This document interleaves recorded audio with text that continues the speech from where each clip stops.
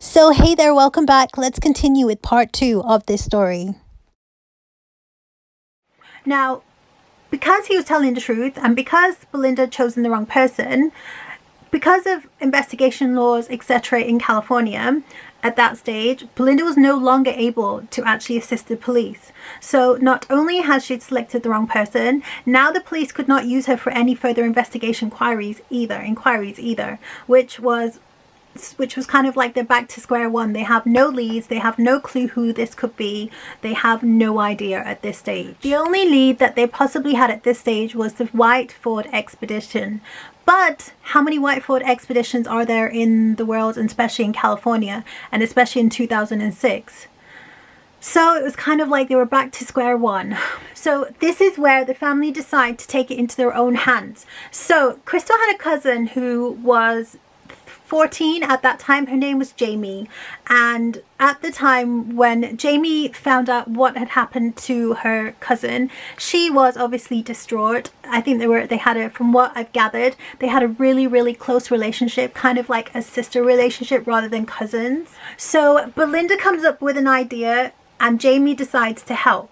So going back, remember 2006. So 2006, like, you know, social media is huge now, but then obviously it was still huge then. But there was a special social media site that everyone used to use in 2006. Please let me know if you use this site, because I never really used it and now I feel like I've missed out on things. But anyways, let me know if you were one of the people that used this site. But there was a site called MySpace, and it was kind of like the it site. Everyone was on this. I'm assuming it's kind of like Facebook, Instagram, Twitter, but at that time it was MySpace. It was how people communicated. It was like the place to be if you wanted to meet people perhaps in your neighborhood, your area. I don't know if you could meet people internationally because I really wasn't on the site, but MySpace is what and where they went. Because the police had already had an inkling that it could be related to 5150, because Jamie had heard other stuff from her family members too, because remember they still live in the area. They kind of had an inkling that it was probably something to do with the gang 5150, but they weren't sure. They came up with the idea to create a fake profile on MySpace. So Belinda and Jamie's Crystal's cousin, Belinda's Crystal's mother. So Belinda and Jamie get together and they decide to create a fake profile on MySpace, which is pretty much a genius idea if you think about it now. Like, and the more this story unfolds, you'll be like, yeah, that's a really good idea what they did. So Jamie creates a fake profile with a picture that she downloads from the internet of some random woman, and they made sure that this woman was beautiful, someone that perhaps somebody who was in the gang 5150 would find attractive. They kind of set up this profile to kind of make it look like, you know, wow, she's a party girl, she likes to go out, she drinks, she does this, she does that. Something like a type of woman that would attract a gang member, more specifically a gang member who is in 5150. Next step is they start adding everybody from the gang. So they add quite a few people from 5150. Now the girl in the fake profile, obviously it's not that girl, it's Jamie really talking, but she starts to slowly talk to the members of this gang 5150.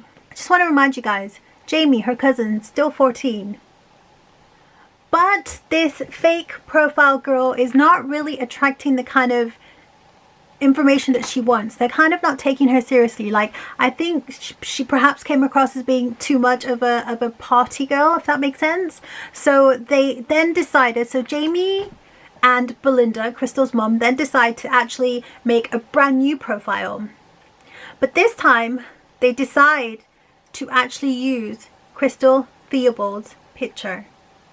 Now remember, Crystal Theobald is the girl who got shot that night. So they decide to use Crystal's picture, but they don't actually use her name. They decide to name her Angel. Now her profile was set up different to the first girl so there's two fake profiles. Profile number 1, Miss Party Girl. Profile number 2, Angel, aka really it's Crystal, Belinda. So profile number 1 wasn't working out because she was too much of a fun time girl, I guess. So Crystal's profile, Angel's profile, was set up kind of like to make her more like what they would call wifey material. Someone who was into reading, someone who was a little bit more calmer. She didn't really like drinking a lot. She was kind of like a little bit more tamed is the word. So out of the two fake profiles, party girl fake profile number 1 wasn't doing as well, but non-party girl number 2, Angel, whose picture was really Crystal's, soon became super popular within the gang of 5150. Soon started messaging her. Now, one guy in particular from the gang 5150, they called him Jokes was his name.